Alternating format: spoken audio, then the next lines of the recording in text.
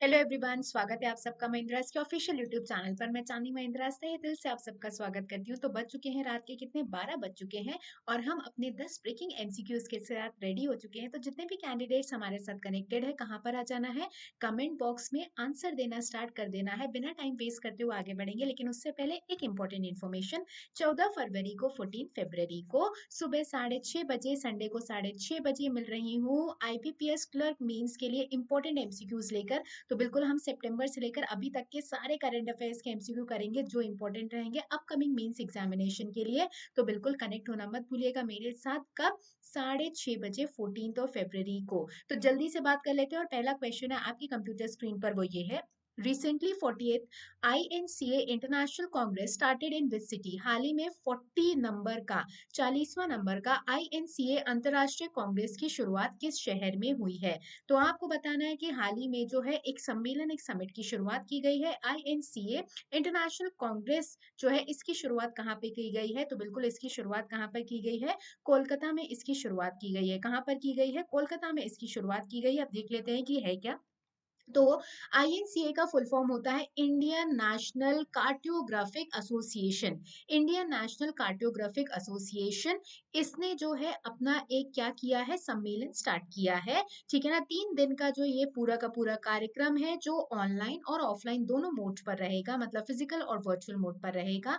अगर मैं बात करूं तो ये जो इवेंट है कौन ऑर्गेनाइज करा रहा है? National atlas and thematic mapping organisation, जो कोलकाता में ही लोकेटेड है। अब इसका काम क्या होता है? देश का एटलस बनाना, एग्जैक्ट पिक्सेल्स को डिजाइन करना, ये सब काम होता है। और ये ministry of science and technology के अंदर क्या कर रहा है? इस पूरे इवेंट को ऑर्गेनाइज कर रहा है। तो आईएनसीए क्या रहेगा? तो इंडियन नेशनल कार्डियोग्राफिक एसोसिएशन रहेगा। ठीक है ना। इसका जो है 3 दिन का क्या हो रहा है, सम्मेलन हो रहा है।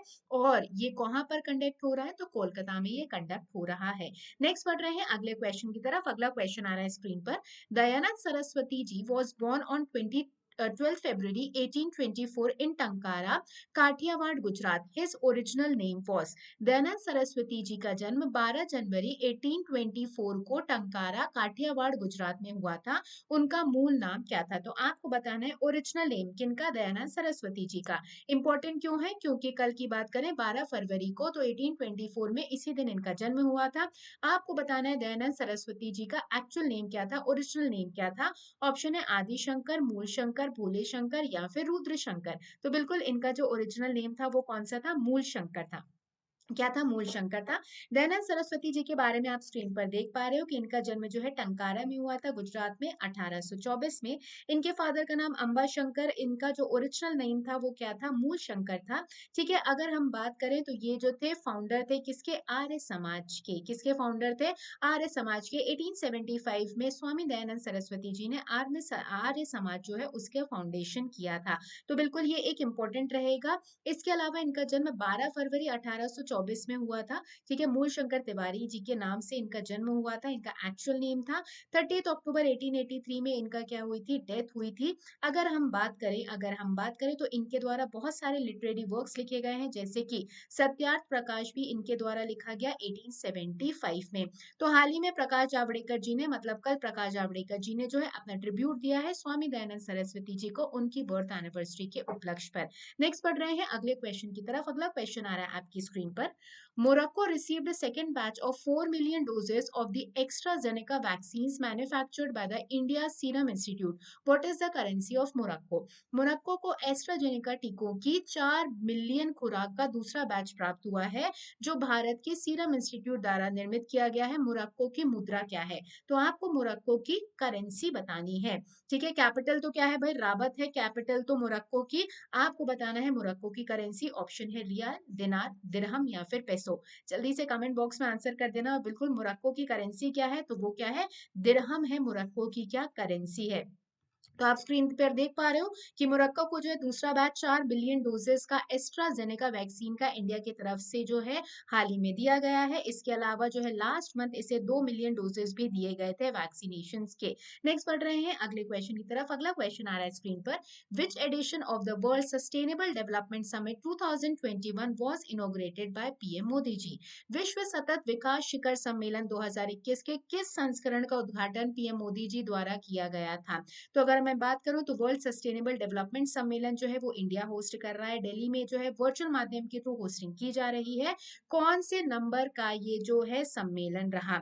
तो बिल्कुल ये कौन से नंबर का संस्करण रहा है, कौन से नंबर का एडिशन है? तो 20th नंबर का वर्ल्ड सस्टेनेबल डेवलपमेंट समिट जो है, जिसका हाल ही में इनॉग्रेशन किया मोदी जी ने। तो आप स्क्रीन पर देख पा रहे हो 10 फरवरी से लेकर 12 फरवरी तक ऑनलाइन माध्यम में ये पूरा एडिशन चल रहा है, और जिसमें बात की जा रही है कि कैसे सतत प्रयास करने हैं और इन्वायरमेंटल डेवलपमेंट के बारे में भी बात की जा रही है। अगर हम बात करें तो ये इवेंट ऑर्गेनाइज करा रहा है कौन? टेरी। टेरी क्या है? The energy and resources institute, जिसका ये एक फ्लैगशिप इवेंट है। नेक्स्ट पढ़ रहे हैं अगले क्वेश्चन की तरफ। अगला क्वेश्चन आ रहा है, which organisation has provided the recommendation to introduce index linked insurance policies, that is ILIP?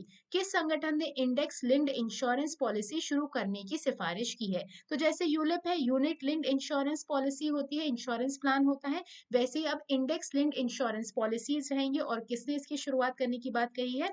IRDA ने, क्योंकि इंश्योरेंस सेक्टर को कौन कंट्रोल करता है? IRDAI।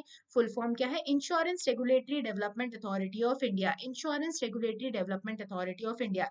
कमेंट बॉक्स में IRDAI का हेडक्वार्टर लिखकर बताओगे मुझे। नेक्स्ट पढ़ रहे हैं अगले क्वेश्चन की तरफ। What was the theme for National Horticulture Fair 2021? राष्ट्रीय बागवानी मेला 2021 के लिए विषय क्या रहा? तो आपको बताना है कि नेशनल हॉर्टिकल्चर फेयर जो है उसका विषय क्या था। तो बिल्कुल उसका विषय क्या था? Horticulture for startup and stand up India. Horticulture for startup and stand up India. आपको बताना है एक चीज कमेंट बॉक्स में लिखकर मुझे कि नेशनल हॉर्टिकल्चर फेयर जो है वो कहाँ पर ऑर्गेनाइज किया जा रहा है, इसका वेन्यू क्या है नेशनल हॉर्टिकल्चर फेयर का। अगला question, recently Manasa Varanasi, who won VLCC Femina Miss India World 2020 belongs to which state? हाल ही में मनसा वाराणसी जिन्हें VLCC Femina Miss India World 2020 का खिताब जीता है, वे किस राज्य से संबंधित है? ऑप्शन है वेस्ट बंगाल से है, यूपी से है, महाराष्ट्र से है कि तेलंगाना से है। तो कहाँ से संबंधित है भाई? तेलंगाना से संबंधित है। कहाँ से संबंधित है? तेलंगाना से संबंधित है। आप स्क्रीन पर देख पा रहे हो किन्हें? अगर आप बात करें तो मनसा वाराणसी को आप स्क्रीन पर देख पा रहे हो, ये इंजीनियर तेलंगाना से जिन्हें VLCC Femina miss India world का खिताब मिला है। इसके अलावा हरियाणा की मनिका शेकोत को जो है VLCC Femina miss grand India का खिताब, और उत्तर प्रदेश की मान्या सिंह की बात करें, ठीक है, उत्तर प्रदेश की किसके बारे में बात करें? मान्या सिंह के बारे में बात करें तो इन्हें जो है VLCC फेमिना मिस इंडिया का रनर अप घोषित किया गया है। तो ब्यूटी पेजेंट हुआ है हाल ही में। बिल्कुल। नेक्स्ट पढ़ रहे हैं अगले क्वेश्चन की तरफ। Financial Literacy Week is being conducted every year by the Reserve Bank of India since। हर साल प्रत्येक वर्ष वित्तीय साक्षरता सप्ताह मनाता है रिजर्व बैंक ऑफ इंडिया। ये कब से मनाया जा रहा है? तो हर वर्ष जो है फाइनेंशियल लिटरेसी वीक मनाया जाता है आरबीआई के द्वारा। ये कब से मना रहा है आरबीआई? तो कब से मना रहा है? 2016 से आरबीआई ये फाइनेंशियल लिटरेसी वीक मना रहा है।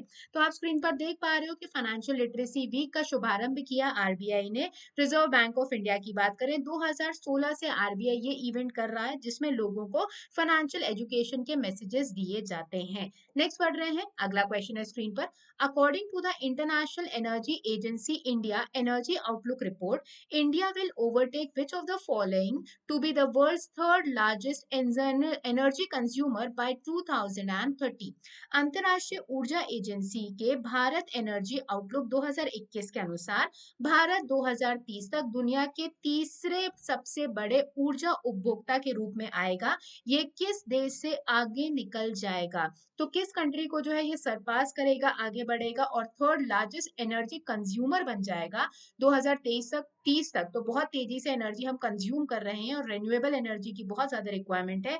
तो किस कंट्री को पीछे छोड़ेगा? पूरे यूरोपियन यूनियन को। किसे? यूरोपियन यूनियन EU से आगे निकल जाएगा इंडिया। तो हाल ही में जो रिपोर्ट आई है उसमें क्या कहा गया है, जल्दी से वो देख लेते हैं। तो हाल ही में जो रिपोर्ट आई है उसमें ये कहा गया है कि इंडिया ओवरटेक करेगा यूरोपियन यूनियन को और वर्ल्ड का तीसरा सबसे बड़ा एनर्जी कंज्यूमर बन जाएगा 2030 तक। ठीक है, अभी इंडिया जो है 4th पोजीशन पर है, चाइना फर्स्ट पर है, यूएसए दूसरी पोजीशन पर है, तीसरे पर यूरोपियन यूनियन है। तो इंडिया किस पर आ जाएगा? कहा गया 2030 तक 3rd पोजीशन पर, और यूरोपियन यूनियन पीछे निकल जाएगा। ठीक है, तो एनर्जी डिमांड ग्रोथ जो है आने वाले दो दशकों में बहुत तेजी से बढ़ने वाली है इंडिया की। नेक्स्ट पढ़ रहे हैं अगले क्वेश्चन की तरफ। Which city is known as the Pittsburgh of India? किस शहर को भारत के पिट्सबर्ग के रूप में जाना जाता है? ऑप्शन है जैसलमेर, कोल्हापुर, जमशेदपुर या फिर कोलम। तो पिट्सबर्ग ऑफ इंडिया ये निकनेम दिया गया है किस शहर को? तो बिल्कुल किस शहर को दिया गया? जमशेदपुर को। कमेंट बॉक्स में लिखकर बताओगे कि क्यों जमशेदपुर को पिट्सबर्ग ऑफ इंडिया कहा जाता है। ऐसा क्या है जमशेदपुर में जिस वजह से उसे पिट्सबर्ग ऑफ इंडिया के तौर पर जाना जाता है। नेक्स्ट पढ़ रहे हैं। तो कल एक क्वेश्चन पूछा था मैंने जो एसएससी सीजीएल में पूछा गया, वो क्वेश्चन था कि व्हाइट प्लेग जो है वो किसे कहा जाता है। तो बिल्कुल सबने कमेंट बॉक्स में आंसर दिए थे। Well done everyone. किसे कहा जाता है? ट्यूबरक्लोसिस को। किसे कहा जाता है? ट्यूबरक्लोसिस को कहा जाता है। तो 1700 की अगर मैं बात करूं, 1700 की, तो टीबी को जो है व्हाइट प्लेग के तौर पर जाना जाता था क्योंकि पेशेंट्स में पेलनेस देखने को मिलती थी। ठीक है। अगर मैं बात करूं तो 1800 की बात करें तो यहाँ पे स्कॉलिन ने जो है इसका नाम रीनेम किया था ट्यूबरकुलोसिस। इसके अलावा 1882 में रॉबर्ट कूच जो है इन्होंने डिस्कवरी कर दी थी किसकी? माइक्रोबैक्टीरियम ट्यूबरकुलोसिस की। ऐसा बैक्टीरिया जो ट्यूबरकुलोसिस कॉज करता था। ठीक है ना। अब आपको मुझे कमेंट बॉक्स में एक और चीज लिखकर बतानी है, देश का टारगेट क्या है? टीबी को एलिमिनेट कब तक करना है? टीबी मुक्त भारत बनाना है कब तक, किस वर्ष तक? ये लिखकर बताओगे कमेंट बॉक्स में। ये एक इंपॉर्टेंट क्वेश्चन रहेगा। लेकिन जो है आज के लिए आपका क्वेश्चन है वो ये है, during the period of which governor general viceroy व the Indian civil services introduce. भारतीय सिविल सेवा जो है उसकी शुरुआत किस गवर्नर जनरल या वाइसरॉय के द्वारा की गई थी? तो इसका आंसर बताना है जब ये वीडियो खत्म हो जाएगा। नीचे कमेंट बॉक्स एक्टिवेट हो जाएगा, वहां पर लिखकर सब अपना अपना आंसर बताएंगे कि किस गवर्नर जनरल या वाइसरॉय के समय में इंडियन सिविल सर्विसेज इंट्रोड्यूस किया गया था। ऑप्शन है डलहाउसी, कर्जन, बेंटेक या फिर कॉर्नवालिस। तो बिल्कुल अपना आंसर सब लोग लिख कर बताएंगे। और जो है ये अपकमिंग बैचेस हैं जो हम स्टार्ट करने वाले हैं। तो 17 फरवरी से 5:30 से 7:30 शाम में आईबीपीएस पीओ क्लर्क और 8 से 10 आईबीपीएस पीओ क्लर्क का एक न्यू बैच स्टार्ट हो रहा है। इसके अलावा 17 फरवरी से शाम में 5:30 से लेकर 9:30 बजे तक जो है आरबीआई ग्रेड बी का बैच भी चालू हो रहा है। तो बिल्कुल अपनी तैयारी को बेहतरीन बनाना है और अभी भी पढ़ लो सब लोग, क्योंकि अगस्त से पेपर है आईबीपीएस के। तो अभी भी आपके पास 4-5 महीने का आराम से क्या है समय है। अब मिलेंगे सुबह 6:30 बजे अपने करंट अफेयर्स एनालिसिस के साथ। तो सुबह 6:30 बजे मेरे साथ जुड़ना मत भूलिएगा, only on Mahindra's official YouTube channel. आज के सेशन को यहीं पे एंड करते हैं। जितने भी साथी हमारे साथ जुड़े थे, चैनल को सब्सक्राइब नहीं किया है तो चैनल को सब्सक्राइब करना ना भूलें और जाते जाते लाइक बटन दबाते जाइएगा। Thank you very much to everyone. अपने अपने परिवार का खूब ध्यान रखिएगा, बढ़िया सी नींद लीजिएगा, खुश रहिएगा, मस्त रहिएगा। Bye bye guys, take care, good night, जय हिंद।